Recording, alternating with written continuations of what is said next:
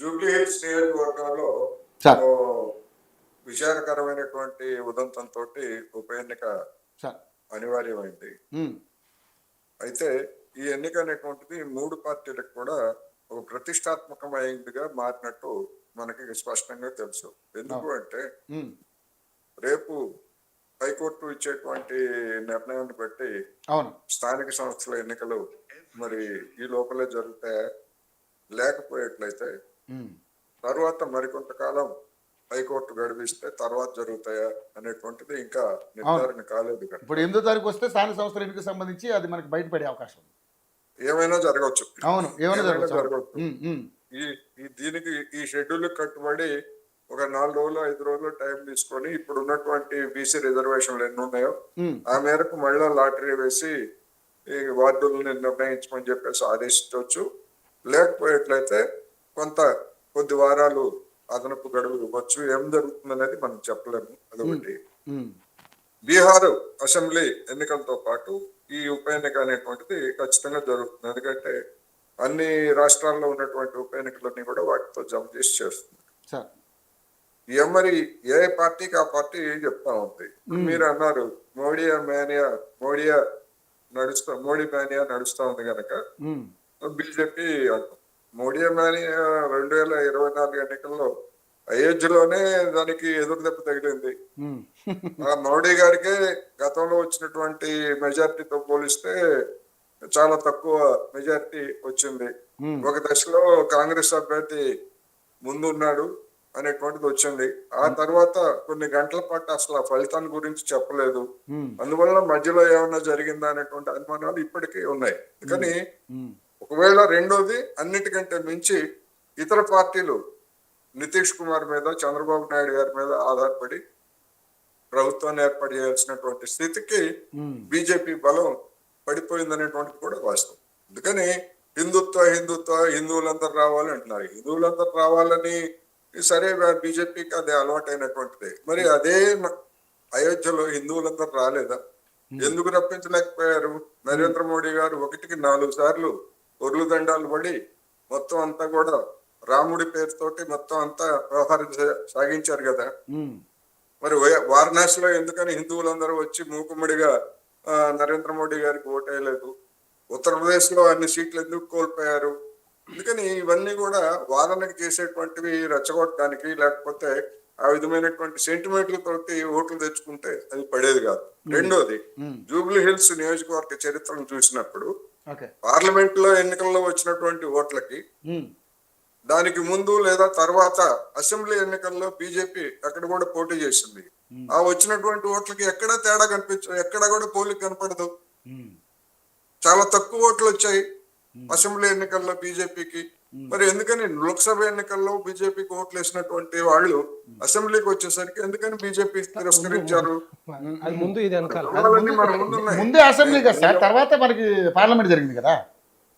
జరగవచ్చు, నేను చెప్తుంది అదే. ఇప్పుడు 3 పార్లమెంట్లు జరిగాయి అనుకుందాం. ఈ 3 పార్లమెంట్లో వచ్చినటువంటి ఓట్లన్నీ, మరి మధ్యలో జరిగినటువంటి అసెంబ్లీ ఎన్నికల్లో వచ్చినటువంటి ఓట్లన్నీ, అసెంబ్లీ ఎన్నికల్లో చాలా తక్కువ ఓట్లు వచ్చాయి. ఎందుకు వచ్చాయి మరి? అందుకని మరి దీన్ని చూపించేమో అప్పుడు అడుగుతారు, అప్పుడు చూపించేమో ఇంకో సందర్భంలో ఓట్లు అడుగుతున్నారు అనేది సరే పార్టీ స్ట్రాటజీ అనుకోండి, దాన్ని మనమేం కాదంట. రెండోది, రైతు భరోసా లేదా రైతు బంధు ఎగ్గొట్టారు. ఇక్కడ 3 ఇవ్వాల్సింది 2 ఎగ్గొట్టారు అన్నారు. మరి వాళ్ళు భాగస్వామిగా ఉన్నటువంటి ఆంధ్రప్రదేశ్ లో చేసినది ఏంటి? అక్కడ కూడా 2 ఎగ్గొట్టారుగా. తల్లికి వందనం ఎగ్గొట్టారు, రైతు భరోసా ఎగ్గొట్టారు, చాలా ఎగ్గొట్టారుగా అక్కడ కూడా. అందుకని అధికారంలో ఉన్నటువంటి వాళ్ళు ఎవరు కూడా, ఏ పార్టీ కూడా, నేను చెప్తున్నా, కాంగ్రెస్ కావచ్చు, బీజేపీ కావచ్చు, ఇక్కడ లేకపోయినా కానీ, లేదా బీఆర్ఎస్ కావచ్చు, చేసినటువంటి వాగ్దానాల వేటిని కూడా పూర్తిగా అమలు జరపలేదు. అందుకని ఇప్పుడు బాకీ కార్డు అని చెప్పేసి బీఆర్ఎస్ పెద్దలు చెప్తున్నారు. ఆ లెక్కనే ఇట్లయితే మరి 9.5 సంవత్సరాల కాలంలో మీరు తెలంగాణ ప్రజలకు పడినటువంటి బాకీల గురించి మిగతా పార్టీలు కూడా రేపు ఎన్నికల్లో ప్రశ్నిస్తే, మీరు బాకీలు లేరా జనానికి, తెలంగాణ జనానికి? మీరున్నారు, పెద్ద ఎత్తున బాకీలు ఉన్నారు. మరి దాని సంగతి ఏమిటి అని కూడా అడుగుతారు కదా జనం. అడుగుతారు, డెఫినెట్లీ అడుగుతారు, అన్ని పార్టీలు అడుగుతారు. ఒక ప్రతిపక్ష పార్టీగా మీకు ఆ రైట్ ఉంది, నేనేం కాదన్ను. ఉమ్, కానీ మీరు పడినటువంటి భాగ్యాల సంగతి ఏంటి? చాలా పెద్ద పెద్ద భాగ్యాలు ఉన్నాయి కదా. ఉమ్, కానీ కాంగ్రెస్ విషయానికి వస్తే అనేకమైన అలవమాలినటువంటి వాగ్దానాలన్నీ చేసి వాటిని అమలు జరపలేక ఇప్పుడు నానా తిప్పలు పడుతున్నమాట వాస్తవం. వాస్తవం, అవును. అయితే మరి అవన్నీ కూడా ఒక నియోజకవర్గ ఎన్నికల్లో ప్రతిబింబిస్తాయా లేదా అనేటువంటిది చూడాల్సి ఉంది. ఓకే. నిజంగా ఆ విధంగా ప్రతిబింబించేట్లయితే మరి బాకీ పడినటువంటి బీఆర్ఎస్ పార్టీ మరి 20 అసెంబ్లీ ఎన్నికల్లో ఓడిపోయి జనం తప్పు చేశారని చెప్పేసి భావించారు. మళ్ళా ఆ తప్పును సరిదిద్దుకోవడానికి మాకే పట్టం కడతారన్నారు. మరి ఏమైంది? లోక్సభ ఎన్నికల్లో మొత్తంగానే జీరో అయిపోయింది కదా. ఒక జూబ్లీ హిల్స్ అనే కాదు, మొత్తంగా రాష్ట్రంలోనే అయిపోయింది కదా. అందుకని ఎవరికి అనుకూలమైనటువంటి వాదన వాళ్ళు చేస్తున్నారు. ఒకటి. రెండోది సెంటిమెంట్. కంటోన్మెంట్ విషయంలో సెంటిమెంట్ ఏం పనిచేయలేదు. అవును. మరి దీని అక్కడ పనిచేయనటువంటిది మరి దీనిలో ఎట్లా పనిచేస్తుంది? దుబ్బాకలో కూడా సెంటిమెంట్ పనిచేయలేదు. అదే తుపాకులు పనిచేయలేదు. అంటే మనం సిటీ గురించి మాట్లాడుకుంటున్నాం కనుక ఒక్క నాగార్జున సాగర్ లో పనిచేసింది సార్ అప్పుడు. సో దుబ్బాకలో అవ్వలేదు, కంటోన్మెంట్ లో అవ్వలేదు.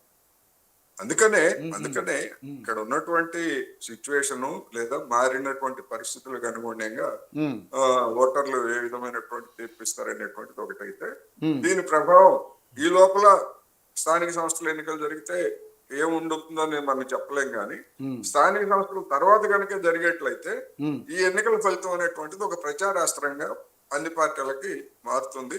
అందుకనే దీన్ని ప్రతిష్టాత్మకంగా తీసుకోవడం సహజం. అది అధికారంలో ఉన్నటువంటి కాంగ్రెస్ సహజంగానే బీసీ కార్డుని ప్రయోగిస్తా ఉంది కనుక మరి అక్కడ నేను అనుకోవటం ఎవరిని పెడతారనేటువంటిది అది ఇమ్మెటీరియల్, నాకు సంబంధించింది కాదు. నాకు అంత ఆసక్తి కూడా లేదు ఎవరు అనేది ఏమిటనేటువంటి. చాలా మంది.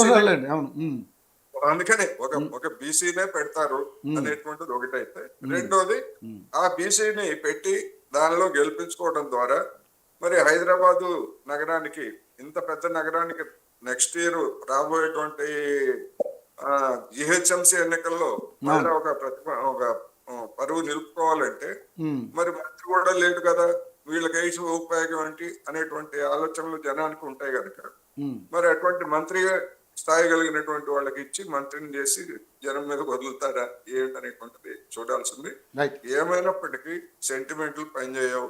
అదే విధంగా మోడీ మానియా, మోడీ ఆకర్షణ అనేటువంటిది గతంలో పనిచేయలేదు, ఇప్పుడు కూడా పెద్దగా పనిచేస్తుందని నేను అనుకోవట్లేదు. పనిచేయదు కూడా. ఎందుకంటే అక్కడ మొత్తంగా దేశంలో జరిగినటువంటి దానిలోనే ఆయన బండారం ఏంటో బయటపడి. మరి బీసీ నినాదం పనిచేస్తుంది అంటారా? ఇక్కడ ఏది బీసీ నినాదం పనిచేస్తుంది అంటారా? బీసీ నినాదం కూడా పనిచేస్తుందని నేను చెప్పలేదు. అన్ని పార్టీలకి ఇప్పుడు బీసీల విషయానికి వస్తే ఒకటి మాత్రం స్పష్టం, ఈ దేశంలో కుల ప్రాతిపదికన, మత ప్రాతిపదికన ఇంతవరకు ఓటర్లు ఎక్కడ తీర్పు ఇవ్వలేదు. అటువంటి పార్టీలన్నిటికీ కూడా గుణపాఠం చెప్పారు. అలా అనుకున్నట్లయితే మరి మొత్తం 80% ఓటర్లు వస్తే మరి బీజేపీకి మొన్న వచ్చినటువంటి లోక్సభ ఎన్నికల్లో బీజేపీ పార్టీకి వచ్చినటువంటి ఓట్ల శాతం వచ్చాయి. అంటే మిగిలినటువంటి వాళ్ళందరూ వ్యతిరేకులే కదా, బీజేపీని వ్యతిరేకించే వాళ్ళే కదా. అందుకని మనం అంకెలతోటి ఎట్లాగైనా ఆడుకోవచ్చు అనేది నేను ఎట్లాగైనా ఆడుకోవచ్చు. బీసీల విషయానికి వస్తే బీసీలో కూడా ఐక్యత ఎక్కడ ఉండదు. నినాదాలు ఇవ్వచ్చు, నాయకులు కొంతమంది నినాదాలు ఇవ్వచ్చు, లేకపోతే మనమంతా ఒకటే అని చెప్పొచ్చు.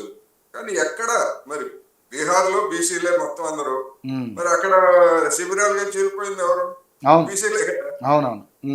అందుకని ఎక్కడ ఆ విధమైనటువంటి మన భారతదేశ ఎన్నికలు ఎటువంటి ఎక్కడ ఇంతవరకు జరగలేదు. ఇక్కడ కూడా కొంతమంది మొగ్గొచ్చు, మహిళలు కావచ్చు, లేదా ఇటువంటి కొన్ని ఆకర్షణ పథకాలు మొగ్గొచ్చు, అవే వర్కౌట్ అవుతాయి అంటారు.